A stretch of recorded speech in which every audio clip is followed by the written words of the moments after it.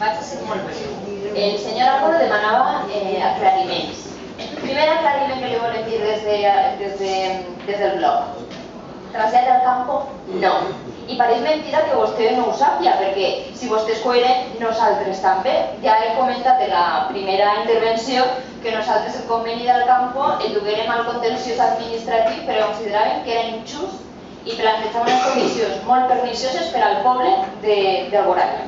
I segona part, vostè m'amena el problema de l'excés de volumetria de Porça Playa, que també és curiós que el puguin solventar construint més, com era el cas de la Marina.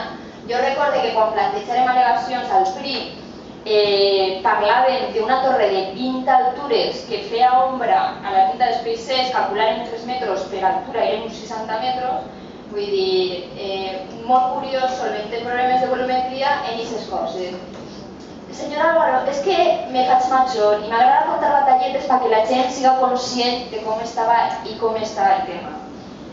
Vostè parla d'aquests problemes, però és que el problema fonamental és explicar-li al poble d'Alboraya què s'han fet dels 23 milions que va rebre este poble en concepte dels futurs ingressos de l'empresa que urbanitzaria la Marina.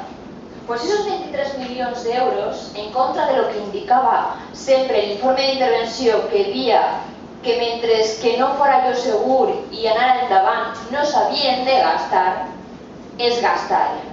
I és un dels problemes que té aquest poble de deutes, de compromisos amb gent que dona unes quantitats de milions que els tècnics diuen no ho gastes perquè això no és segur